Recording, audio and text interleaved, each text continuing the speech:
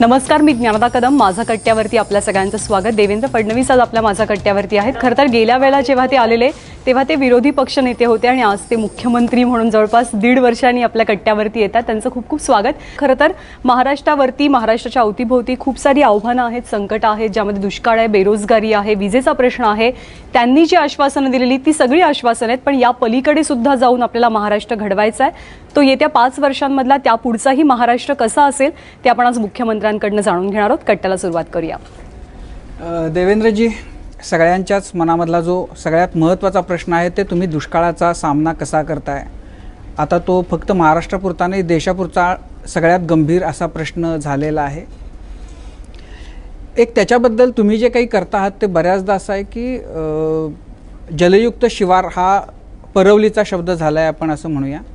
काही जण त्याच्यामध्ये किती काम होतं हा एक भाग, पण सतत प्रत्येक प्रश्नाचं उत्तर जलयुक्त शिवारमध्ये जेव्हा शोधायचा प्रयत्न होतोय असं दिसते, तेव्हा त्याच्याबद्दल लोक साशंकता व्यक्त करतात, काही जण चेष्टेचाही सूर लावत आहेत. तुम्ही तुमचे म्हणजे सगळं तुमचं जे काही आहे ते तुम्ही त्या जलयुक्त शिवारवर लावलेलं आहे असंच चित्र आहे आत्ताचं. ह्याच्यानं स्थिती बदलेल, दुष्काळ हटेल महाराष्ट्रातला? कारण असे प्रयोग यापूर्वी अनेक सरकारांनी, अनेक मुख्यमंत्र्यांनी त्यांच्या आयडियातून काहीतरी जलसंधारणाच्या बद्दलचं काहीतरी आणलं होतं. ते पुढं त्याचं काय झालं महाराष्ट्र बघतोय आणि त्याची फळं आज आपण भोगतो आहोत सगळेजण. मला असं वाटतं की जलयुक्त शिवार हे एक टायटल आहे की ज्याच्या अंतर्गत जलसंधारणाचे वेगवेगळी कामं ही आपापल्या पद्धतीनं जनता करते, सरकार करते, NGOs करतायत आणि त्याचा खरोखर एक जमिनीवर आपल्याला परिणाम दिसतोय. मुळामध्ये जर महाराष्ट्राचा आपण विचार केला तर महाराष्ट्रामध्ये सगळी धरणं आपण पूर्ण केली तरीही महाराष्ट्राच्या 50% शेतीला केवळ आपण प्रवाही सिंचन देऊ शकतो. त्यामुळे 50% महाराष्ट्र हा कोरडाच राहणार आहे. आणि म्हणून महाराष्ट्राच्या एकूण सगळ्या व्यवस्थेवरचा उपाय काय आहे तर जलसंधारणातनं पाणलोट क्षेत्राचा विकास करत विकेंद्रित पाण्याचे साठे तयार करायचे, हा महाराष्ट्रावरचा उपाय आहे. हा मी सांगितलेला नाही, हा उपाय चितळेंच्या आयोगाने सांगितला आहे. त्यांनी पहिला जो अहवाल दिला त्याच्यामध्ये सांगितलेला आहे, त्याच्यापूर्वी दांडेकरांच्या अहवालात सांगितलेला आहे. आणि राज्यामध्ये गेली 50 वर्ष आम्ही जलसंधारणाच्या माध्यमातून विकेंद्रित पाण्याचे साठे तयार करणं हा एकमेव उपाय आहे असं म्हणतो आहे. मी केवळ काय केलं असेल तर जे आम्ही थेरोटिकली सांगत होतो ते मी प्रॅक्टिकल आणण्याचा प्रयत्न केला. आणि आज आपण जर बघितलं तर मुळामध्ये आपली अवस्था कशी आहे बघा. इतक्या मोठ्या प्रमाणात सिंचनामध्ये आपण गुंतवणूक केली, ती पूर्ण होऊ शकली नाही. 70,000 कोटी रुपये खर्च केले आहेत, सगळी धरणं अर्धवट आहेत. ती सगळी धरणं पूर्ण करायची 1 लाख कोटी रुपये अजून आपल्याला हवे आहेत, ते उभे करू, तो प्रश्न नाही आहे. धरणं नकोत असं माझं मत नाही आहे.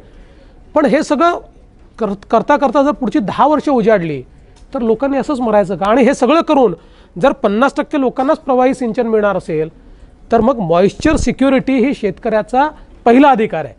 आणि म्हणून आपल्याला करावं काय लागेल, भूजलाची पातळी वाढवावी लागेल, आपलं पडणारा पाण्याचा थेंब थेंब हा साठवावा लागेल, तो जमिनीत मुरवावा लागेल. याकरताच जलयुक्त शिवार आपण योजना सुरू केली. आणि मला आपल्याला सांगितलं पाहिजे की मी पहिल्या दिवशी सांगितलं की ही योजना जी आहे, पहिले तर ही मी काहीतरी नव्याने तयार केली अशी नाही. महाराष्ट्रामध्ये 14 योजना चालल्या होत्या वॉटरशेड डेव्हलपमेंटच्या संदर्भातल्या किंवा जलसंधारणाच्या. पण आम्ही काम काय करायचो, एकाला टोपी घालायचो, एकाला शर्ट घालायचो, एकाला पॅन्ट घालायचो, एकाला जोडे घालायचो, कोणीच तयार व्हायचं नाही, एकाही पाणलोटाचा विकास व्हायचा नाही, पैसे जायचे. पण जलसंधारण म्हणजे फक्त चर्चा करण्याचा आणि एक काहीतरी बाबा आम्ही करतो आहोत अशा प्रकारचं दाखवण्याचा एक विषय झाला होता. मी 14 योजनांचं एकत्रीकरण केलं, कॉन्व्हर्जन्स ऑफ स्कीम्स आणि कॉन्व्हर्जन्स ऑफ कमांड केला.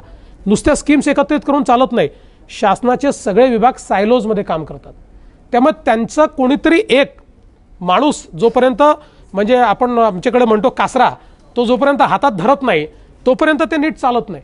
मग कॉन्व्हर्जन्स ऑफ कमांड केला, जिल्हाधिकाऱ्याला या योजनेकरता सगळ्या विभागाचं प्रमुख बनवलं आणि त्याच्या अंतर्गत सगळे विभाग आणले आणि मग कामाची सुरुवात झाली.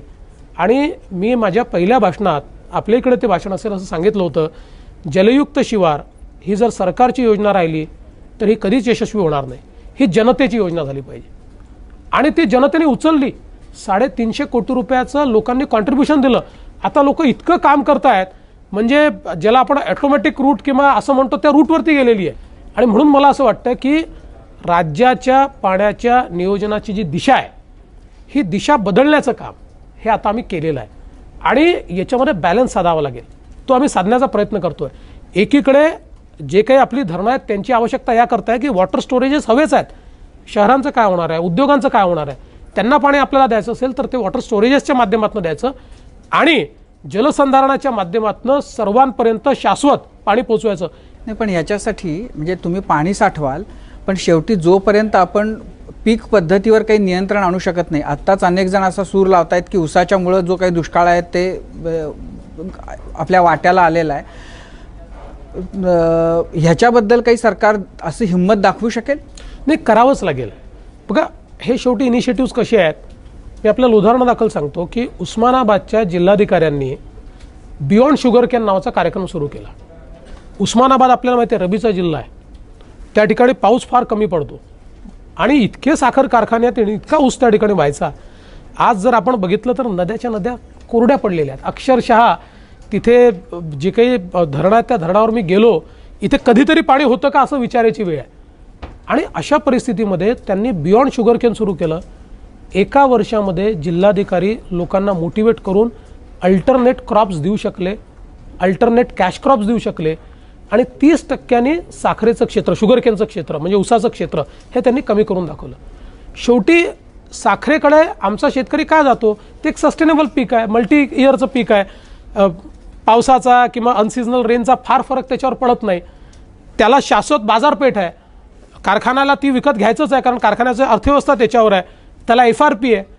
आपण जर तशीच अल्टरनेटिव्ह दिली आणि जी द्यायचा प्रयत्न आपण करतोय आणि म्हणून आत्ता एक मी परवा देखील सांगितलं की वर्ल्ड बँकेला आत्ता पहिल्यांदा आम्ही एक प्रस्ताव दिला आहे आणि वर्ल्ड बँक तो स्वीकारते, ज्याच्यामध्ये अर्धा मराठवाडा म्हणजे मराठवाड्यातली 4000 गावं आणि अर्धा पश्चिम विदर्भातली 2000 गावं, या 6000 गावांमध्ये आम्ही एक इंटिग्रेटेड प्लॅन तयार केला आहे ज्याच्यामध्ये वॉटरशेड डेव्हलपमेंटच्या माध्यमातून डिसेंट्रलाइज वॉटर स्ट्रक्चर्स तयार करू.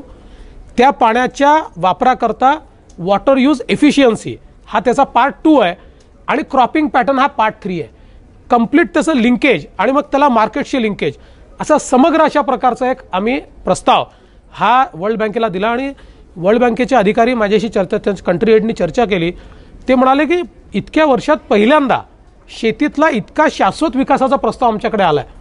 साधारणपणे वर्ल्ड बँकेला एखाद्या प्रस्तावावर निर्णय करण्याकरता खूप वेळ लागतो, जवळजवळ 1.5 वर्ष लागतं. त्यांनी सांगितलं की या प्रस्तावाला मी इमर्जन्सी विंडो ओपन करू. 6000 गावांमध्ये काय होईल याच्यामुळं? नाही, मुळामध्ये या 6000 गावांमध्ये मॉइश्चर सिक्युरिटी तयार करू. यातनं शेतीला शाश्वत सिंचनाची व्यवस्था होईल. जे पाणी आहे त्याचा मायक्रो इरिगेशननी वापर करायचा म्हणजे पाण्याची वॉटर यूज एफिशियन्सी वाढू. म्हणजे जो काही थांबवलेला पाण्याचा थेंब आहे त्याची अकाउंटेबिलिटी एस्टॅब्लिश होईल, त्याचा अनिर्बद्ध वापर होणार नाही. नाहीतर मग आपल्याला पाणी आता मिळतं आहे तर त्याचा उपसा करा नाही, तेही पाण्याचा आम्ही इंटेलिजंट वापर करू आणि त्यातनं क्रॉपिंग पॅटर्न ठरवू की ज्या क्रॉपिंग पॅटर्नच्या माध्यमातून मार्केट लिंकेज देऊन त्या शेतकऱ्याला उसापेक्षा किंवा नगदी पिकामध्ये जसा फायदा मिळतो तशा प्रकारचा फायदा त्याला मिळेल, मल्टी क्रॉप त्याला घेता येईल, अशा प्रकारचं त्या क्रॉपचं प्लॅनिंग करता येईल आणि आपल्याला जे आवश्यक आहे अशा प्रकारचं क्रॉप. म्हणजे आज डाळींचा एवढा प्रश्न तयार होतो. आज डाळीचा भाव इतका 100, 125, 150 पर्यंत जातो. पण आपल्या इथे तुरीची लागवड कमी आहे तर ती लागवड वाढवली तर आज शेतकऱ्याला जास्ती पैसा आपल्याला देता येतो. मग ती जर बांधावर आपण केली किंवा आंतरपिकांमध्ये काही पिकं घेतली तर त्यातनं शेतकऱ्याला मल्टी क्रॉपिंगकडे नेता येतं. त्याकरता त्याला आवश्यक आहे पाणी, ते पाणी दिलं आणि त्याला जर हे क्रॉपिंग पॅटर्न आपण फायनल करून दिलं तर निश्चित शेतकरी त्याच्याकडे जाईल आणि म्हणून अतिशय चांगली पथदर्शी योजना मी तयार केली. ह्या डाळीच्या बद्दल तुम्ही आता बोलात, खरं बाकी सगळ्यांना प्रश्न विचारायचा असेल, मी एक डाळीच्या बद्दल शेवटचा विचारतो प्रश्न की डाळीच्या बद्दल आता तुम्ही निर्णय घेतलात की कमाल आम्ही काय त्याचं, हा दर खेपेला शेतकऱ्याच्या मालाच्या बद्दल असा सरकार विचार का करतं की याचं काय मूल्य असावं म्हणून? जेव्हा त्याला चांगला भाव येत असेल तेव्हा जास्तीत जास्त भाव शेतकऱ्याच्या पदरात जावा याच्यासाठी सरकार का विचार करत नाही? दर खेपेला ग्राहकच का डोळ्यासमोर असतो त्यांच्या? मुळामध्ये हा जो कायदा तयार केला आहे हा शेतकऱ्याच्या विरोधात नाही. आपण डाळीचे भाव जेव्हा 145 वर गेले, 150 वर गेले, 160 वर गेले, त्याही वर्षी एकाही शेतकऱ्याला 40 रुपयाच्यावर भाव मिळालेला नाही. ही नफेखोरी आहे. त्यामुळे कायदा काय केला आहे, मधली नफेखोरी करता येणार नाही.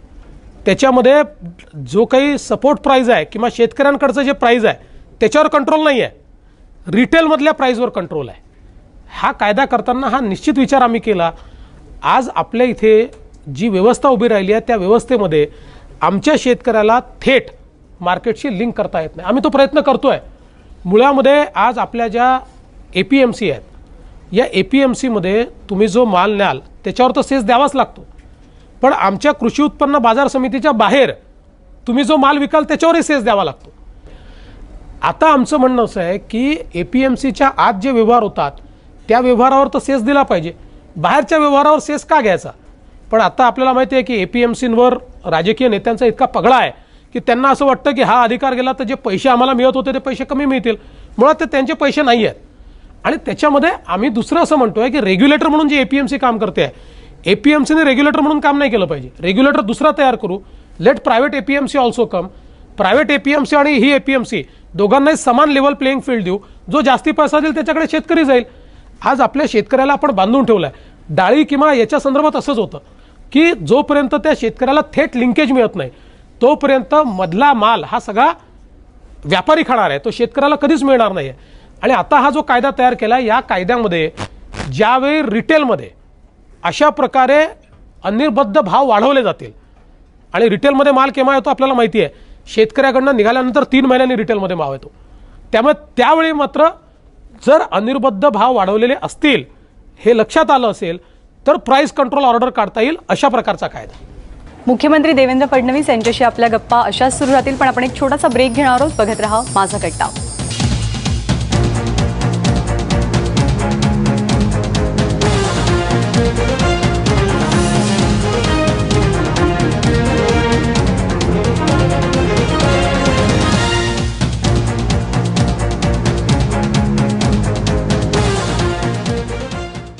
कॉटन किंग प्रस्तुत माझा कट्ट्यामध्ये आपल्या सगळ्यांचं पुन्हा एकदा स्वागत. राज्याचे मुख्यमंत्री आज माझा कट्ट्यावर आले आहेत. मला एक प्रश्न आहे. तुम्ही आता म्हटलं की बियॉन्ड शुगर केन, तर गंमत अशी आहे की आज जर बघितलं तर चांगलं भाव मिळणारं पीक हे ऊसच आहे.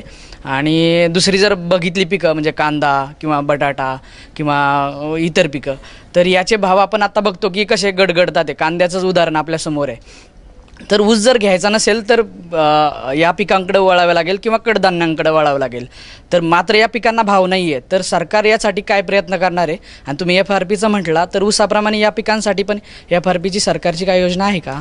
नाही, मुळामध्ये अतिशय चांगला प्रश्न तुम्ही विचारला. आपण बघा, या साधारणपणे मॅक्सिमम पिकांना आपण हमीभाव ठेवतो, पण काही पिकांना आपण ठेवत नाही हमीभाव, कारण ती मार्केट लिंक्ड आहेत. आता मुळामध्ये ऊसाच्या शेतकऱ्याला FRP का मिळते आणि ऊसाचा शेतकरी मार्केटवर कंट्रोल का करू शकतो आणि कांद्याचा शेतकरी का करू शकत नाही, कारण ऊसावर प्रक्रिया करणारा उद्योग हा त्या ठिकाणी तयार झाला. आणि उद्या जर शेतकऱ्यांनी ऊस पिकवत नाही म्हटलं तर कारखाना चालू शकत नाही, कारखान्याचं अर्थकारण अडचणीत येतं. त्यामुळे कारखान्याला काही झालं तरी FRP द्यावी लागणार आहे, त्याला शेतकऱ्याला सांभाळून ठेवावं लागणार आहे. मग कारखानदार त्या शेतकऱ्याकरता, जे चांगले लोक आहेत कारखानदार आहेत, ते त्याच्याकरता बेटर इनिशिएटिव्ह आणतात, बेटर शुगर केन इनिशिएटिव्ह आणतात, काही ठिकाणी त्याच्याकरता नवीन तंत्रज्ञान आणतात, कारण त्यांना ते हवं आहे. असं कांद्याकरता नाही आहे. मग आता आम्ही त्याच्यातनं व्हॅल्यू चेन्सला मान्यता दिली. आता आपण नाशिकमध्ये काही व्हॅल्यू चेन तयार केलेले आहेत की ज्याच्यामध्ये कांदा असेल, टमाटो असेल, जवळजवळ 2 लाख शेतकऱ्यांकडनं थेट घेतला जातो आणि हमीभाव त्यांना दिला जातो. तसंच आता सोयाबीनचा आपण तयार करतोय. या व्हॅल्यू चेन्स आपल्याला तयार करावे लागतील, ज्याच्यातनं थेट जर प्रक्रिया करणारे उद्योग. आता वर्धेमध्ये एक इंडस्ट्री सुरू झालेली आहे, ते आता एक्सपान्शन करतात. परवा मला त्यांनी येऊन त्या ठिकाणी एक डेमॉन्स्ट्रेशन केलं. त्यांनी थोड्या प्रमाणात सुरू केलं आणि मोठ्या प्रमाणात करतायत. सगळा माल त्यांचा गल्फला चालला आहे. 3-4 गावातली अर्थव्यवस्था बदलून टाकली त्यांनी, 3-4 गावातली, कारण त्या गावामध्ये जे पिकतं ते विकत घेत आहेत, त्याच्यावर प्रक्रिया करतायत आणि ते एक्सपोर्ट करतायत. मला असं वाटतं की ही साखळी आपल्याला उभी करावी लागेल आणि ही साखळी उभी केली म्हणून तर ज्यावेळी माझ्याही मनात आहे किंवा इतर लोकांच्या मनात आहे की ऊस कमी करा, हा एका दिवसात कमी करता येणार नाही, कारण जोपर्यंत सस्टेनेबल अल्टरनेटिव्ह आम्ही देणार नाही. जसं कांद्याचं आपण बघितलं, एक वर्षी इतका कमवतो शेतकरी आणि एक वर्षी इतका तो अडचणीत जातो की रस्त्यावर फेकतो. हे बॉटलनेक्स आपल्याला दूर करावे लागतील. आज जे मार्केट लिंकेजेस आम्ही तयार करतोय, ज्या व्हॅल्यू चेन्स आम्ही तयार करतोय, 5 लाख शेतकऱ्यांपर्यंत आम्ही पोहोचलो आहोत. आम्हाला पोचायचं आहे 25 लाख शेतकऱ्यांपर्यंत. आत्ता बघा, मी आत्ता सकाळी रेमंड्सचं उद्घाटन करून आलो. अमरावतीला आपण इंटिग्रेटेड टेक्सटाईल पार्क सुरू केला. आता या अमरावतीचं जे MIDC आहे 95-96 साली युतीच्या शासनाने सुरू केली. त्यातलं काम साधारण 98-99 पर्यंत पूर्ण झालं. 15 वर्षात एकही इंडस्ट्री आली नाही, एकही नाही.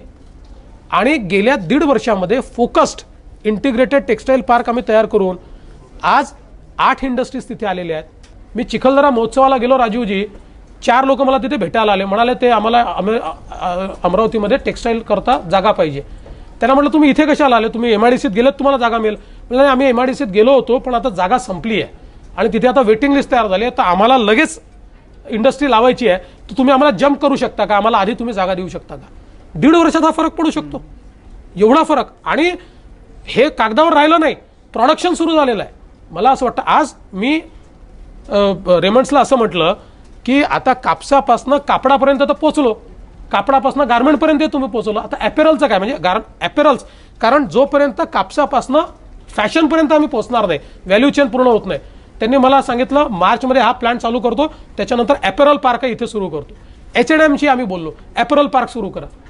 त्याच्यातनं म्हणजे आजच्या प्लॅनमधनं 8,000 लोकांना रोजगार मिळणार आहे, पण एक ॲपेरल पार्क सुरू झालं तर 25,000 लोकांना रोजगार मिळतो. ही सगळी व्हॅल्यू चेन पूर्ण होते. मला असं वाटतं की हाच याच्यावरचा उपाय आहे. पण हे सगळं तुम्ही जेव्हा करताय तेव्हा एक तुमच्यावर प्रामुख्यानं जी टीका होती ती असं की तुम्ही विदर्भासाठी खूप करताय, म्हणजे यवतमाळ, अमरावती, तर त्यामुळे तुमचं विदर्भावरच जास्त प्रेम आहे, विदर्भालाच तुम्ही देताय, बाकीच्यांच्याकडे दुर्लक्ष करताय. आणि त्याच्यामध्ये दुसरे तुमचे जे सहकारी होते त्यांनी जे 1 मेच्या निमित्तानं आता विदर्भामध्ये सुरू केले, त्याच्यामुळे तुमच्याबद्दल म्हणजे तोही एक तुमच्याबद्दलच्या नाराजीचा किंवा टीकेचा विषय आहे. बघा, पहिली गोष्ट तर अशी आहे की मी पूर्ण महाराष्ट्राकरता करतोय. इंटिग्रेटेड टेक्सटाईल पार्क हे फक्त विदर्भात केलेले नाही, ते विदर्भात केले आहेत, ते मराठवाड्यात केले आहेत, ते उत्तर महाराष्ट्रात केले आहेत आणि सगळीकडे इन्व्हेस्टमेंट येणं सुरू झालेलं आहे. 11 म्हणजे जे कापूस उत्पादक जिल्हे आहेत 11, त्या 11ही जिल्ह्यांमध्ये इंटिग्रेटेड टेक्सटाईल पार्क आपण करतोय, त्याचं कामाची सुरुवात आपण करतोय. त्यासोबत मराठवाड्यामध्ये जी देशातली पहिली DMICची MIDC शेंद्रा बिडकीन 30 तारखेला, म्हणजे आज ॲक्च्युली आम्ही त्याचं भूमिपूजन करणार होतो, पण आता हा सगळा दुष्काळ पाहता आणि तिथे इंडस्ट्रीला पाणी देऊ नका अशा प्रकारचं एक ऑर्डर हायकोर्टाने दिलेलं आहे, ते सगळं पाहता आता लॉन्च करायला हे वातावरण योग्य नाही. त्याच्यामुळे पावसाळ्याच्या नंतर आम्ही त्याला लॉन्च करू, काम तर आता सुरू करू. पण ती देशातली पहिली DMIC मधली पहिली MIDC 4,000 एकराचं ॲग्रिगेशन झालं आहे. फर्स्ट कॉरिडॉर ऑफ DMIC आम्ही त्या ठिकाणी सुरू करतोय. त्यामुळे मराठवाड्यामध्ये देखील, उत्तर महाराष्ट्रामध्ये देखील, सगळ्या भागांमध्ये, म्हणजे आता आम्ही जी पॉलिसी आणली त्या पॉलिसीमध्ये आम्ही उत्तर महाराष्ट्र आणि कोकणातले जिल्हे घेतले की जे इन्सेंटिव्ह द्यायचे आहेत ते इन्सेंटिव्ह कुठे दिले पाहिजेत, जे प्रगत आहेत त्यांना इन्सेंटिव्ह कशाला द्यायचे, कोकणातल्या 2 जिल्ह्यांना द्या, उत्तर महाराष्ट्राला द्या, मराठवाड्याला द्या.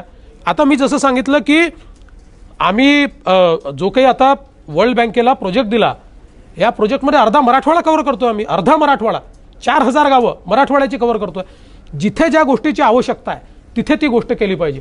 महाराष्ट्राचा विकास जोपर्यंत सर्वांगीण होत नाही, आणि मला थोडंसं आश्चर्य एका गोष्टीचं वाटतं, इतके वर्ष महाराष्ट्राच्या एका भागाला बरंच काही मिळालं, त्याही भागाला मिळालं हे काही वाईट नाही आहे, मिळालंच पाहिजे.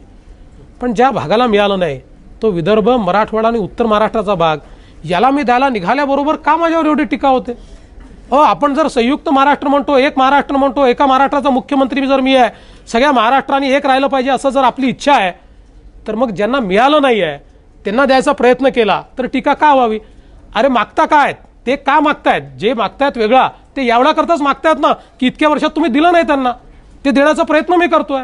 मला एक वेगळा प्रश्न विचारायचा आहे. गेली 2-3 अधिवेशनं आम्ही बघतो की ज्या वेळेला सदनामध्ये प्रचंड गोंधळ होतो त्यावेळेला तुम्ही उभे राहता आणि बोलायला सुरुवात करता, आणि ज्या वेळेला तुम्ही विरोधी पक्षात होतात जितक्या आवेशानं आणि प्रचंड आक्रमकतेने बोलायचा तितक्याच आक्रमकतेने तुम्ही बोलायला सुरुवात करता.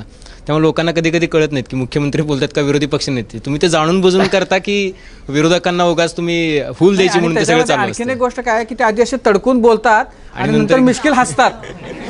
तर ते काय मग म्हणजे आता ती अशी कमावलेली आक्रमकपणा आहे का तो?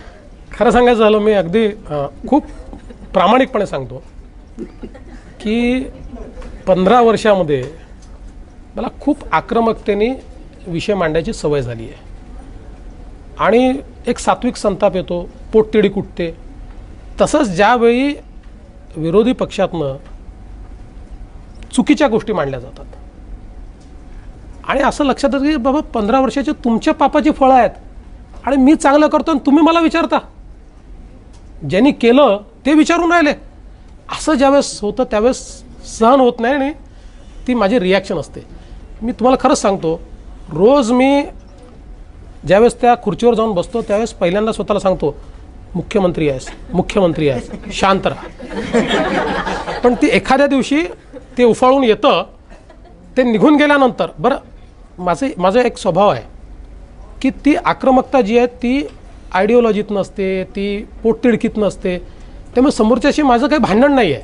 म्हणजे गेल्या 15 वर्षामध्ये मी सरकारवर इतका हल्ला केला असेल, पण वैयक्तिक भांडण माझं कधी कोणाशी नाही. वैयक्तिक कधीच कोणाशी संबंध माझे खराब झालेले नाही, ते वैयक्तिक संबंधच आहे.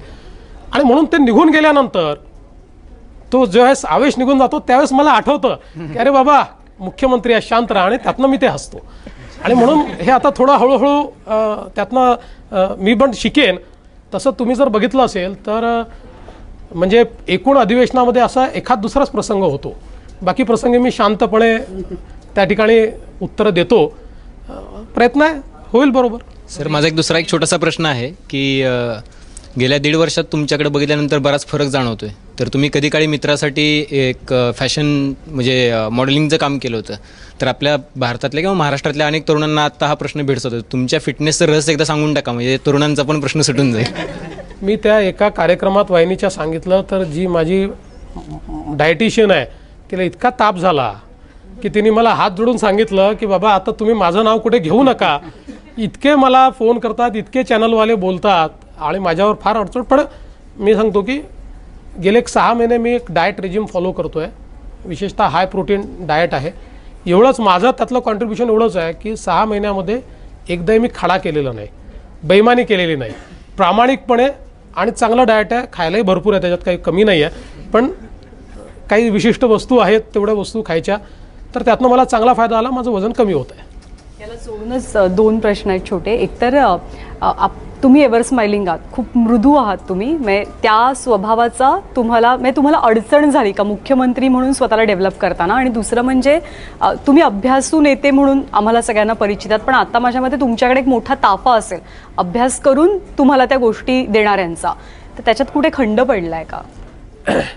पहिलं तर असं आहे की माझ्या स्वभावामध्ये सकारात्मकता आहे आणि प्रत्येक व्यक्तीच्या चांगुलपणावर माझा विश्वास आहे आणि त्यामुळे मला काम करत असताना अडचण जात नाही. एवढंच आहे की एखाद वेळेस ज्यावेळेस लोक नीट वागत नाही त्यावेळेस राग येतो, पण मुळामध्ये जर तुम्ही मला माझ्या जवळच्या लोकांना विचारलं तर तुम्हाला सांगतील की मला राग वगैरे येतच नाही, फारच कमी राग येतो मला. संताप वगैरे असा आणि पहिलेपासून आहे किंवा खूप संतापलो आहे, थोड्या छोट्या एखाद्या गोष्टीवर एखादी गोष्ट बोललो पण तो राग नसतो आणि त्याच्यामुळे मला कधीच या स्वभावाचा कधी प्रॉब्लेम आलेला नाही.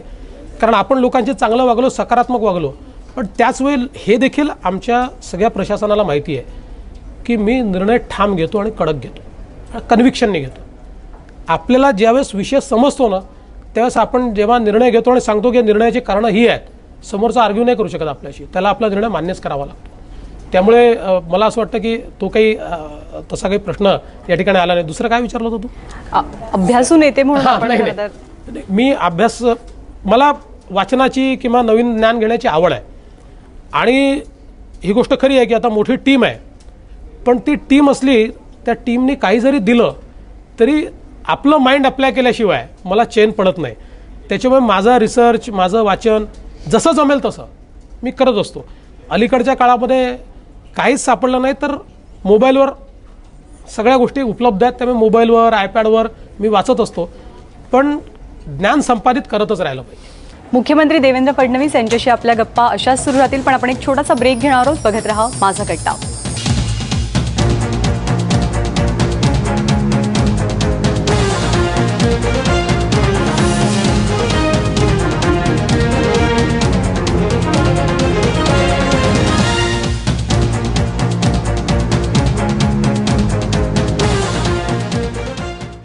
कॉटन किंग प्रस्तुत माझा कट्ट्यामध्ये आपल्या सगळ्यांचं पुन्हा एकदा स्वागत. राज्याचे मुख्यमंत्री आज माझा कट्ट्यावर आले आहेत. मलाच नाही, सगळ्या मुंबईकरांना भेडसावणारी जो प्रश्न आहे तो मेट्रोसाठीची कारशेड तुम्ही ती आरेमध्ये घेऊन जायचं आणि तो तुम्ही एकदा त्याचा विचार केलात किंवा विचार केल्यासारखं दाखवलं, पण तुम्ही ती परत तिथंच घेऊन जाताय. आणि त्याच्यामुळं सगळ्यांच्या मनामध्ये हा प्रश्न आहे की इतकं दिसतंय की त्याच्यासाठी पर्यायी जागा उपलब्ध असताना तिथं ही कारशेड घेऊन जाण्याचा हट्टाग्रह हे सरकार का दाखवतंय? का हा जो आरोप आहे की त्या बीपीटीच्या ज्या जमिनी आहेत ते कुणा उद्योजकाच्या घशात घालायच्या आहेत आणि त्याच्यामुळं सरकार त्या जमिनी वाचवून कारशेड तिकडच्या ऐवजी इकडे घेऊन जाते? पहिली गोष्ट अशी आहे की कारशेड कुठे करावं हे मी ठरवलं नाही. एक्सपर्ट्सचे ग्रुप तयार झाले, त्या एक्सपर्ट्सच्या ग्रुपनी कारशेड कुठे फिजिबल असेल हे सांगितलं. बरं, याचा मूळ अहवाल जो तयार झाला तो माझ्या काळातही झालेला नाही. मूळ अहवाल तर जुन्या सरकारच्या काळातच तयार झालेला आहे. माझा प्रयत्न काय आहे तर आमची मेट्रो लवकर झाली पाहिजे. बीपीटीकडे होऊ शकतं का हा विचार केला तर त्याची फिजिबिलिटी बसत नाही, त्या ठिकाणी ते होऊ शकत नाही. मग पहिल्यांदा मी असा विचार केला की बाबा हे 2-2.5 हजार, मला देखील पटलं नाही मनाला की 2-2.5 हजार झाडं या ठिकाणी तोडायची आणि त्या ठिकाणी कारशेड तयार करायचं. म्हटलं दुसरी जागा बघा. मग दुसरी जागा बघितली तर ती जागा अजून 3-4-5 किलोमीटर पलीकडे आम्हाला सापडली. अनेक लिटिगेशन होते, ते लिटिगेशन दूर करण्याकरता आम्ही हायकोर्टात गेलो. चीफ जस्टिसने आम्हाला सांगितलं की त्यातनं आम्ही मार्ग काढून देऊ. त्यांनी जे लिटिगंट होते त्यांना सांगितलं की तुम्ही तातडीने पुरावे द्या तुमचे काही असतील तर. नंतर लक्षात आलं की जी नवीन जागा बघितली आहे ही मार्शी लँड आहे, त्यामुळे त्या जागेच्या डेव्हलपमेंट करताच 2,000 कोटी रुपये लागतील भरावा करता. आणि त्याच्याने साधारणपणे किंमत जी आहे या सगळ्या प्रकल्पाची 4-5 हजार कोटी रुपयांनी वाढेल. मग हे लक्षात आल्यानंतर मी म्हटलं अल्टरनेटिव्ह काय आहेत, तर पुन्हा इंजिनियर्सने रिवर्किंग केलं आणि ते रिवर्किंग केल्यानंतर त्यांनी असं सांगितलं की आरेतनं स्टॅबिलायझिंग लाईन देण्याकरता तर आपल्याला परवानगी मिळाली आहे. त्याच ठिकाणी डबल डेकचा जर आपण डेपो तयार केला तर आम्ही असं त्याचं अरेंजमेंट करतो की 2022 नाही 350-400 झाडं केवळ तोडावे लागतील आणि त्याच्या बदल्यामध्ये आपण ती झाडं रिप्लांट करू शकतो. कारण सेम सॉईलमध्ये जर ती केली तर झाडं जगतात सेम सॉईल रिप्लांटेशननी. आणि प्लस 300-350 झाडांच्या मागे 3,500 नवीन झाडं आपण लावू शकतो. याच्यातनं आपला पैसा देखील वाचेल, काम देखील लवकर होईल. कारण मार्शी लँडमध्ये जर काम करायचं तर 3 वर्षाचं त्या ठिकाणी भराव भरायला आपल्याला लागतील. आणि शेवटी हे जे काही 3-4 हजार कोटी रुपये त्या ठिकाणी आपल्याला लागणार आहेत ते 3-4 हजार कोटी रुपये हे तर काही माझ्या खिशातनं जाणार नाही आहेत. हे कोणाच्या खिशातनं जाणार आहे? सामान्य मुंबईकराच्या. कारण तिकिटावर तो भार येणार आहे 3,000 कोटी रुपयाचा. आता मी थोडंसं एन्व्हायरमेंटच्या अँगलने बोलतो. आज जगामध्ये एन्व्हायरमेंटली सस्टेनेबल पब्लिक ट्रान्सपोर्ट काय आहे ते आहे मेट्रो. का बरं? कारण मेट्रो जे आहे त्याच्यामध्ये दर 500 मीटरवर तुम्ही स्टेशन करू शकता. टर्नअराउंड टाईम त्याचा जसं सबर्बन रेल्वेमध्ये 3 किलोमीटरवर स्टेशन येतं. आणि हे जे काही पब्लिक ट्रान्सपोर्ट आहे त्याचा वापर केव्हा होतो तर 500 मीटरच्या रेंजमध्ये कुठलं तरी पब्लिक ट्रान्सपोर्ट असेल तर पब्लिक ट्रान्सपोर्टचा वापर होतो. एंड टू एंड सोल्युशन पाहिजे. मेट्रो हे एंड टू एंड सोल्युशन आहे. सगळ्यात जास्त म्हणजे सबर्बन रेल्वे किंवा बस या कुठल्याही पेक्षा एन्व्हायरमेंटली सस्टेनेबल ते आहे. आता मी उलटा विचार मांडतो की आम्ही मेट्रो केली नाही, आम्ही बसेस चालवल्या, आम्ही प्रायव्हेट गाड्या वापरल्या, आपण किती कार्बन फूटप्रिंट तयार करतोय. तो कार्बन फूटप्रिंट आणि मेट्रो केल्यानंतर 350 झाडं रिप्लांट केल्यामुळे या 350 झाडांचा कार्बन फूटप्रिंट जो आपण तयार करतोय, कारण 350 झाडं खरं तर आपण रिप्लांट करतोय पण असं समजून घ्या की तोडली, 10 पटीचा फरक आहे. त्यामुळे कार्बन फूटप्रिंट जर आपल्याला कमी करायचा असेल तर मेट्रोची आवश्यकता आहे. आणि म्हणून याचा जर आपण एकूण विचार केला तर नेट आपण कार्बन फूटप्रिंट कमी करणार आहोत, तो वाढवणार नाही आहोत. आणि म्हणून मग त्यातला प्रॅक्टिकल निर्णय काय आहे तर प्रॅक्टिकल निर्णय हा आहे की 3-3.5 हजार कोटी रुपये तिकडे अधिकचे खर्च करण्यापेक्षा इथे कमी झाडांची कत्तल करून, म्हणजे कत्तलही नाही आहे ती, कमी झाडं तिथनं काढायची, बाजूच्या सेम सॉईलमध्ये रिप्लांट करायची, प्लस 3-3.5-4 हजार झाडं अधिकची लावायची आणि त्या ठिकाणी डेपो तयार करून 4 वर्षामध्ये मेट्रो तयार करायची आणि हजारो गाड्या जे मुंबईच्या रस्त्यावर धावत आहेत त्या गाड्या कमी करायच्या. हा याच्यात मागचा प्रयत्न आहे. आता त्याच्यातही आम्ही काही थांबलेलो नाही आहोत. अजून अल्टरनेटिव्ह काय आहेत हे आम्ही प्रयत्न करतो आहोत. आताही काही जागा आम्ही आयडेंटिफाय केलेल्याच आहेत. त्याच्याबद्दल टीका होती आहे. तुम्ही सॉल्ट ह्याची जागा काढताय. तुम्ही मुंबईमधल्या सगळ्या मोकळ्या जागा ज्या आहेत त्या तुम्ही आता निवासासाठी किंवा याच्यासाठी म्हणून तुमचा जो डेव्हलपमेंट प्लॅन येतोय तर त्याच्याबद्दल टीका होती आहे. नाही, पहिल्यांदा हा विषय मी संपवतो की आता जी नवीन जागा बघितली ती सॉल्ट पॅनची नाही. आरेच्या बाहेर काही जागा आम्ही आयडेंटिफाय केल्या आहेत. ज्या जागा खाजगी असतील तर त्या अधिग्रहित करून आपल्याला करता येतील का अशा काही जागा आम्ही बघितलेल्या आहेत. त्याचाही प्रयत्न चाललेला आहे. मुळामध्ये मला एवढंच वाटतं की मुंबईच्या सामान्य माणसांनी हा विचार केला पाहिजे की आम्ही कार्बन फुटप्रिंट किती तयार करतोय, आज केवढं प्रदूषण आम्ही तयार करतोय. ते कमी करण्याकरता जर आम्हाला 300-350 झाडं रिप्लांट करावे लागले तर ते आम्ही मंजूर करायचं की अजून 5 वर्ष मेट्रो तयार न करता एवढ्या अनिर्बद्ध हजारो गाड्या चालू द्यायच्या प्लस 5-7 हजार कोटी रुपयाचा अधिकचा खर्च हा तिकिटावर त्या ठिकाणी मांडायचा. याचा सामान्य मुंबईकरांनी निर्णय करायचा आहे. मी प्रॅक्टिकल विचार करणारा माणूस आहे आणि म्हणून मी प्रॅक्टिकल विचार केला. आणि तरी देखील बाहेरची जागा बघतोय. ती जागा देखील काय आयडेंटिफाय केल्यात. ती मिळाली तर तिथे करू, नाही मिळाली तर इथे करू. मेट्रो केली पाहिजे, ती मुंबईच्या भल्याची आहे. मला असं वाटतं की पहिल्या दिवशीपासून त्याच्यावर टीका करण्याचं कारण चुका असतील, असू शकतात. महानगरपालिकेचं आता सभागृह बघेल. महानगरपालिका ही जी आहे ही शेवटी पब्लिकची बॉडी आहे आणि ती बॉडी जर त्यांना वाटलं की काही चुका त्या रेक्टिफाय करतील, त्याही नंतर चुका उरल्या तर शासनाच्या स्तरावर आम्ही त्या रेक्टिफाय करू. पण मुंबईला जर आपण डेव्हलपमेंट प्लॅनच दिला नाही तर ज्या लोकांना कन्स्ट्रक्शन करायचं आहे किंवा ज्यांना काय म्हणतात त्याला इल्लिगल कन्स्ट्रक्शन करायचं त्यांचं फावतं आणि सामान्य माणसाला तर घर हवंच आहे, तो इल्लिगल कन्स्ट्रक्शनमध्ये राहायला जातो. म्हणून मला असं वाटतं की इन टोटॅलिटी बघितलं पाहिजे आणि खूप मोठी विंडो आपल्याकडे आहे. चुका असतील तर आताही सुधारता येते. सर, मला एक मेडिकल प्रवेशासंदर्भातला प्रश्न आहे. सध्या ज्वलंत प्रश्न आहे. न्यायालय कुणाचंच ऐकून घेत नाही. तुम्ही आता सोमवारी परत एक याचिका, फेरविचार याचिका टाकताय. मला असं एक सुचवायचं आहे किंवा सरकार असं का करत नाही, आंध्र आणि तेलंगणाच्या धर्तीवर ते या सेंट्रलच्या कोट्यामध्ये कुठंच नाहीत ना, ते स्वतःच्या जागा देतात ना त्यांचे विद्यार्थी सेंट्रलच्या कोट्यामध्ये अर्ज करतात. महाराष्ट्र असं का नाही बाहेर पडत? महाराष्ट्राचे स्वतःचे कॉलेजेस आहेत, सर्व काही आहे. का आपल्याला गरज आहे सेंट्रलच्या कोट्यामध्ये जायची? कोट्याकरता आताही मर्यादित राहिलेली नाही. आता ही जी नीट आहे ती आंध्र आणि कर्नाटकलाही लागू आहे. आमच्यासोबत तेही उद्या 8 राज्य आम्ही चाललो आहे. आंध्र आणि कर्नाटकलाही लागू आहे. सेंट्रलचा कोटा हा 15% असतो, 85% लोकल कोटा असतो आणि त्याच्याकरता आपल्यालाही लागू नव्हता. आपल्या इकडे आपण आपली परीक्षा घ्यायचो, ते त्यांची घ्यायचे.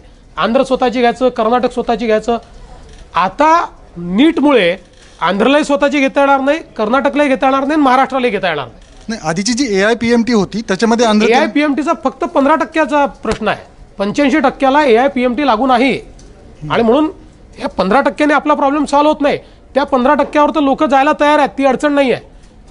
प्रॉब्लेम 85%चा तयार झाला आहे आणि तो केवळ महाराष्ट्रासमोर नाही आहे, तो आंध्रसमोर आहे, तो कर्नाटक समोर आहे, तो सगळ्या 8 राज्यांसमोर हा प्रश्न आहे की ज्या 8 राज्य आता परवा रिव्ह्यू पिटिशनमध्ये चालले आहेत की ज्यांना आता या नीटमुळे महाराष्ट्रातला, आता एक उदाहरण द्यायचं झालं तर जो विद्यार्थी म्हणजे यातही विद्यार्थी बाहेरचा येणार नाही आहे. ही जी काही नीट होणार आहे या नीटमुळे येणारा विद्यार्थी महाराष्ट्रातलाच येणार आहे. पण प्रॉब्लेम कुठे होणार आहे? आज तुमचे 80% विद्यार्थी हे स्टेट बोर्डाचे आहेत, 20% विद्यार्थी ICSEचे आहेत, CBSEचे आहेत आणि नीटची परीक्षा जी होते त्याचं जे सिलेबस आहे ते CBSEचं सिलेबस आहे. गेली वर्षभर मी महाराष्ट्राच्या बोर्डाच्या सिलेबसनी अभ्यास करतोय आणि 5 दिवसात तुम्ही मला सांगाल की सेंट्रल बोर्डाच्या सिलेबसने तू परीक्षा दे, हे शक्य होत नाही. एवढं काही कोणाचं माइंड कम्प्युटर नसतं. हुशार मुलं आहे पण याच्यामुळे ते गडबडतील आणि म्हणून त्यांची जी मागणी आहे ती रास्त आहे. आम्ही 5 तारखेला MHCET घेतोच आहोत आणि आम्ही सेंट्रल गव्हर्नमेंट सुप्रीम कोर्टाला हेच सांगायचा प्रयत्न करतो आहोत की तुम्हाला जर ट्रान्झिशन करायचं तर 2018 सालापासून करा. आम्ही 2 वर्षामध्ये जो काही आमचा कोर्स आहे तो त्या लेवलला नेऊ, दोन्ही कोर्सेस सारखे करू म्हणजे आमची पोरं देखील ती ट्रेनिंग प्राप्त करतील. दुसरा प्रश्न एक सुप्रीम कोर्टाच्या निर्णयाने असा आमच्यासमोर तयार झाला आहे, AIPMT देखील नीट असं ते म्हणतात आणि जे AIPMTला बसले नाहीत त्यांच्याकरता 22 तारखेला आम्ही पुन्हा परीक्षा घेऊ. आता प्रश्न आमच्यासमोर हा आहे, AIPMTची एक मेरिट लिस्ट तयार होईल, एक मेरिट लिस्ट यांनी घेतलेल्या नीटची तयार होईल. आता 2 वेगवेगळ्या पेपर, कारण दोघी जे पेपर वेगळे आहेत, 2 वेगवेगळ्या मेरिट लिस्ट तयार झाल्यानंतर आम्ही कशाच्या आधारावर त्या ठिकाणी ॲडमिशन्स द्यायच्या? बरं, तुम्ही माणसाचं असेसमेंट 2 वेगवेगळ्या पेपरच्या भरोश्यावर कसं करणार? कदाचित मी जर यांचा पेपर दिला असता तर मला अधिक मार्क मिळाले असते, किंवा यांनी माझा दिला असता तर कदाचित यांना कमी मार्क मिळाले असते. आणि म्हणून अनेक प्रश्न सुप्रीम कोर्टाच्या या निर्णयामुळे झाले आहेत. आणि म्हणून आमचं महाराष्ट्र म्हणून स्पष्ट मत आहे, 2 याचिका फेटाळल्या. आज विद्यार्थ्यांची याचिका फेटाळली, काल राज्य सरकारची याचिका फेटाळली, तर केंद्राची. तर सोमवारी तुमच्या याचिकेला कसा रिस्पॉन्स मिळेल कोर्टात? आता आम्ही सगळे एवढे राज्य मिळून चाललो आहोत. या प्रॅक्टिकल डिफिकल्टीज आम्ही सुप्रीम कोर्टासमोर ठेवतो आहोत. आणि मला असं वाटतं की सुप्रीम कोर्टाने जी काही भूमिका त्यांना घ्यायची आहे ती भूमिका घेत असताना प्रॅक्टिकल अडचणी समजून घेतल्या पाहिजेत. कोर्ट कशा करताय? कायदा तर त्यांनी अफेल्ड केलाच पाहिजे आणि त्याकरता सुप्रीम कोर्टाचं आम्ही स्वागतच करतो. पण त्याचवेळी जर अशा प्रकारच्या निर्णयाने आमच्या मुलांचं भविष्य आणि भवितव्य खराब होणार असेल तर त्याचाही विचार कुठेतरी करणार आहे की नाही सुप्रीम कोर्ट? आणि म्हणून आम्ही सुप्रीम कोर्टला हे समजून सांगायचा प्रयत्न करतो आहोत की आम्ही नीटच्या विरोधात नाही आहोत. सिंगल एक्झाम मान्य करू, पण आम्हाला विंडो तर द्या, आम्हाला वेळ तर द्या, आमच्या पोरांना तयार तर होऊ द्या. आम्ही ती तयारी करतो. आम्ही 2018 सालापर्यंत वेळ दिली. आम्ही 18 साली याचिका देखील करणार नाही की तुम्ही नीट घेऊ नका. आम्ही 2 वर्षामध्ये आमचा कोर्स जो आहे तो CBSEच्या कोर्सशी अलाइन करू, किंवा जो काही नीटचा कोर्स आहे त्याच्याशी अलाइन करू. आमच्या पोरांना आम्ही त्या ठिकाणी थोडं ग्रामीण भागातल्या पोरांवर अन्याय होईल तरी होईल, आज तर होतोच आहे, अजून अन्याय होईल. कारण शेवटी एका दिवसात पोरांचं अपग्रेडेशन नाही होऊ शकत हो, 2 वर्षातही होऊ शकत नाही. पण ठीक आहे, त्यांना अधिकचं काहीतरी शिकवणी देऊ, काय त्यातनं मार्ग काढू. पण आज तर ज्या प्रकारे हे होत आहे यातनं होणार काय आहे? मिळणार ॲडमिशन महाराष्ट्रातल्याच मुलांना आहे, पण ती कोणाला मिळेल? CBSEच्या मुलांना जास्त मिळेल. आणि हे जे 80% ग्रामीण भागातून आलेले आहेत, जे महाराष्ट्राच्या बोर्डातले मुलं आहेत, यांना मात्र कमी प्रवेश मिळेल. माझे 2 प्रश्न आहेत. एक म्हणजे मराठवाडा असो, विदर्भ असो किंवा उत्तर महाराष्ट्राचा काही भाग असो, तर या भागामध्ये जलसंधारणाची खूप कामं आपल्याला पाहायला मिळतात. मात्र महाराष्ट्रातला सगळ्यात जास्त पाऊस जिथे पडतो त्या कोकण किनारपट्टीमध्ये जलसंधारणाची किंवा पाणी अडवण्याच्या दृष्टीने काय प्रयत्न सरकार करत आहे? कारण तिथे जर पाणी अडवलं तर अख्ख्या महाराष्ट्राची तहान पाण्याची गरज आपण भागवू शकतोय. तर त्या दृष्टीने सरकारचे काय प्रयत्न सुरू आहेत? आणि दुसरा प्रश्न असा आहे की कोकण हा सगळ्यात सुबक किंवा सुपीक असा प्रदेश आहे, इथे सगळं भरभरून आहे, मात्र तिथले तरुण हे मोठ्या प्रमाणात शहरांकडे रोजगारासाठी जाताना दिसतात. तर गेल्या काही वर्षात रोजगाराच्या दृष्टीने ना काही इंडस्ट्री तिथे निर्माण झालेल्या आहेत किंवा पर्यटनासारखा उद्योगही तिथे तेवढ्या मोठ्या प्रमाणावर निर्माण होऊ शकलेला नाही. तर त्या दृष्टीने सरकार काय प्रयत्न करत आहे? मुळामध्ये कोकणामध्ये जलसंधारणाची कामं कमी होऊ शकतात. इतका प्रचंड पाऊस त्या ठिकाणी पडतो. तिथलं जे पडणारं आणि समुद्रात जाणारं पाणी आहे, हे पाणी आम्ही कशा प्रकारे यूज करू शकू? आज शेवटी आपली जी मोठी धरणं आहेत ही कोकणातल्या पाण्यावरच आहेत. अनेक धरणं आपली कोकणातलं जे पाणी आहे ते पाणीच त्या धरणांमध्ये चाललं आहे आणि त्याच्याच भरोश्यावर आज ती धरणं आपली त्या ठिकाणी आहेत. पण हा मूळ प्रयत्न आपला आहे की हे पाणी आपल्याला कशा प्रकारे त्या ठिकाणी जे डायरेक्ट समुद्रात चाललं आहे त्याचा पुनर्वापर आपल्याला, किंवा ते आपल्याला आपल्या धरणांकडे कसं नेता येईल, किंवा त्याचा वापर आपल्याला कसा करता येईल, हा प्रयत्न आपण त्या ठिकाणी करतोय. तसा अभ्यास देखील आपण सुरू केलेला आहे. आणि यासोबत कोकणातल्या नद्या ज्या आहेत त्या वाहत्या केल्या पाहिजे. कोकणातल्या नद्या बारमाही होत्या, आता राहिल्या नाही आहेत, त्या बारमाही केल्या पाहिजे. आता 5 नद्यांच्या संदर्भात राजेंद्र सिंगजी यांनी एक मोठा कार्यक्रम हातात घेतला आहे. राज्य सरकार त्याला मदत करते आहे आणि 5 नद्यांचं पुनरुज्जीवन त्या बारमाही करायचा प्रयत्न आपण त्या ठिकाणी करतो आहोत. त्यासोबत नुकतंच या अधिवेशनामध्ये कोकणाच्या चर्चेवर एक कोकणाचा प्लॅन मी मांडला आणि पुढच्या 4 वर्षामध्ये पर्यटनाच्या दृष्टीनं, उद्योगाच्या दृष्टीने, रोजगाराच्या दृष्टीनं काय राज्य सरकार करणार आहे असा प्लॅन मांडला. आणि मला एका गोष्टीचा आनंद आहे, सगळ्या पक्षातल्या नेत्यांनी तो प्लॅन उचलून धरला आणि त्याकरता पूर्ण कारवाई आम्ही सुरू केल्या. मला विश्वास आहे. आता काल माझ्याकडे एक दुबई बेस ग्रुप आला होता आणि त्यांनी असं सांगितलं मला की तुम्ही जर कोकणामध्ये आम्हाला जागा उपलब्ध करून दिली तर ज्या प्रकारे बुर्ज खलिफा आम्ही तयार केला आहे, म्हणजे बुर्ज खलिफा नाही आहे, ते एक पर्यटनाचं मोठं केंद्र आहे की जे सगळं त्यांनी तिथे तयार केल्यामुळे लाखो लोक त्या ठिकाणी येतात. तशा प्रकारचं काम आम्ही पर्यटनाचं त्या ठिकाणी करू शकतो. लोकांचा इंटरेस्ट आहे, लोक तिथे निश्चितपणे गुंतवणूक करायला तयार आहेत. त्यांना योग्य फ्रेमवर्क आपण दिलं पाहिजे, तो देण्याचा प्रयत्न आम्ही करतो. देवेंद्रजी, जेव्हा तुम्ही सत्तेत आले तेव्हा सगळ्यात महत्त्वाच्या मुद्द्यांपैकी एक होता भ्रष्टाचाराचा मुद्दा. तुम्ही पहिल्याच दिवशी सांगितलं की आपण सेवा कायदा आणू आणि तो आला सुद्धा. मात्र अजूनही सामान्य माणसाला सरकारी अधिकाऱ्याकडे जाताना म्हणजे भीती वाटते, हा पैसे मागेल, हा आपलं काम करणार नाही. आणि अजून आमच्याकडेही बातम्या येताना ACBच्या कारवाया येतात. तर भ्रष्टाचाराचा जो मुद्दा होता, सरकार जे आलेलं होतं तिथे थोडं काही मागे पडतंय असं वाटतं का? किंवा पुढच्या 3 वर्षात तुमचा भ्रष्टाचारासाठी असा काही कार्यक्रम आहे का महत्त्वाचा? अतिशय चांगली गोष्ट तुम्ही सांगितली की सामान्य माणसाला सरकारी अधिकाऱ्याकडे जायला भीती वाटते. आमचा प्रयत्न हा आहे की सामान्य माणसाला सरकारी अधिकाऱ्याकडे जावंच लागू नये. सेवा हमीचा कायदा आणल्यानंतर 150 सेवा या आम्ही ऑनलाईन केल्या आहेत. या 2 ऑक्टोबरपर्यंत 250 सेवा आम्ही ऑनलाईन करू आणि आमचा प्रयत्न असा आहे की त्याच्यानंतरच्या 1 वर्षात एकही सेवा ही अशी राहणार नाही की जी ऑनलाईन नाही आहे. आणि या ऑनलाईन सेवा 2 ऑक्टोबरपासून आम्ही मोबाईल ॲपवर देणार आहोत. त्यामुळे आमचे संग्राम केंद्र, आमचे सेतू केंद्र, आमचं संग्राम केंद्र हे प्रत्येक ग्रामपंचायतीत देखील आहे. आणि मोबाईल याच्या माध्यमातून महाराष्ट्रातल्या सामान्य माणसाला एकाही कार्यालयात जाण्याचीच आवश्यकता पडू नये अशा प्रकारची व्यवस्था आम्ही उभी करतो आहोत. आज ज्या 150 सेवा आम्ही केलेल्या आहेत, म्हणजे मला या ठिकाणी सांगितलं पाहिजे की आमच्याकडे जवळजवळ 14 लाख वेगवेगळ्या ॲप्लिकेशन्स आल्या. त्यातल्या 13.5 लाख वेळेमध्ये आणि सॅटिस्फॅक्टरी अशी कारवाई आम्ही करू शकलो. आणि आता आम्ही हे सगळे इन्फ्रास्ट्रक्चर रोबस्ट करतो आहे. आणि जर तुम्हाला भ्रष्टाचारातनं मुक्ती हवी असेल तर तुम्हाला IT चा उपयोग करावा लागेल. तुम्हाला ह्युमन इंटरव्हेन्शन एलिमिनेट करावं लागेल. आज ते जे एलिमिनेशन त्याचं आम्ही सुरू केलेलं आहे त्याच्यामुळे निश्चित हा भ्रष्टाचार कमी होईल. आणि शेवटी त्याची पाळंमुळं इतकी खोल गेलेली आहेत की तो लगेच बंद होईल असं मी म्हणणार नाही, पण तो कमी करत करत आम्ही निश्चित बंद करू.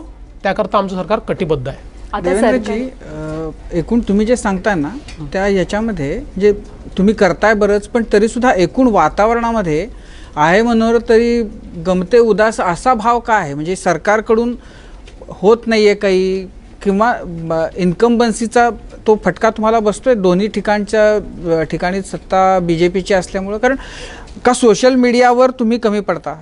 नाही, मला असं वाटतं की पहिले तर अशी काही बाबा उदासीनता वगैरे असं मला वाटत नाही. पण एक गोष्ट निश्चित आहे, राज्यातल्या 40,000 गावांपैकी 28,000 गावांमध्ये दुष्काळ आहे.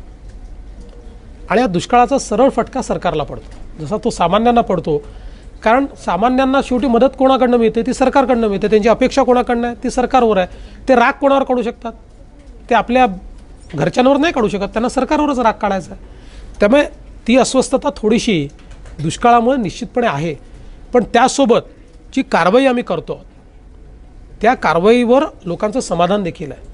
आणि म्हणून अनेकांनी खूप चुकीच्या बातम्या छापल्या असल्या तरी अतिशय स्पष्टपणे सांगतो, आत्ता ग्रामपंचायतींच्या निवडणुका झाल्या, 1100 ग्रामपंचायतीच्या निवडणुका झाल्या, 500 ग्रामपंचायत थेट भाजप जिंकलेला आहे. आणि कुठल्या कुठल्या भागात, पालघरमध्ये जवळजवळ 50% ग्रामपंचायती आम्ही जिंकलो, सगळ्या भागांमध्ये आम्ही जिंकलो. जर लोकांमध्ये इतकी अस्वस्थता असती आणि या ग्रामपंचायतीत जर जुना आपण हिशोब लावला यातल्या 100ही आमच्याकडे नव्हत्या, सगळ्यात मोठा पक्ष आम्ही झालो. त्यामुळे प्रश्न शेवटी निवडणुकांचे हार जीत हा वेगळा गोष्ट आहे. मी केवळ आपण जो लोकांचा मूड म्हटला आहे, मला असं वाटतं की खूप तयारी यावर्षी आम्ही करतो आहे खरीपाची. जर वरुण राजाने चांगला आशीर्वाद दिला तर शेतीचं क्षेत्र बदलेल, आणि शेतीचं क्षेत्र बदललं तर महाराष्ट्रातलं वातावरण देखील चांगलं होईल. शेवटचा प्रश्न आहे, 1 मे 1960लाच महाराष्ट्र आणि गुजरात दोन्ही राज्यांचा जन्म झाला. गेल्या 2 वर्षापूर्वी गुजरात मॉडेलचा खूप जयजयकार झाला. तर आता तुम्ही महाराष्ट्राचे मुख्यमंत्री आहात आणि शेजारचं आपला लहान भाऊ आहे. तर अनेक दृष्ट्या तुमच्यासाठी तुमच्यापुढे कॉम्पिटिशन आहे. तर कुठल्या कुठल्या क्षेत्रांमध्ये तुम्हाला तिथे अडचणींना सामना करावा लागतो आणि कुठल्या क्षेत्रामध्ये बीट करताना जास्त अडचणी आहेत आपल्याला? नाही, काही कुठेच काही प्रॉब्लेम नाही आहे. महाराष्ट्र हाच नंबर 1 राहणार आहे आणि महाराष्ट्राचं मॉडेल हेच देशाचं मॉडेल राहणार आहे. आत्ता आमचं जलयुक्त शिवारचं मॉडेल हे देशाने स्वीकारलेलं आहे. आमचं इंडस्ट्रीचं मॉडेलही देश स्वीकारेल, आमचं ITचं मॉडेलही देश स्वीकारेल, आमचं इन्फ्रास्ट्रक्चर मॉडेलही देश स्वीकारेल. जी कामं आम्ही हातामध्ये घेतली आहेत, मला विश्वास आहे की महाराष्ट्र मॉडेलच देशात चालेल. खूप खूप धन्यवाद. खरं तर आपल्याला शुभेच्छा, कारण आम्हालाही नंबर 1 महाराष्ट्र झालेला निश्चितपणे पाहायचा आहे. थँक्यू सो मच आज कट्ट्यावर आल्याबद्दल. माझं कट्ट्यावरती वेळ झाली इथेच थांबण्याची. बघत रहा ABP माझा.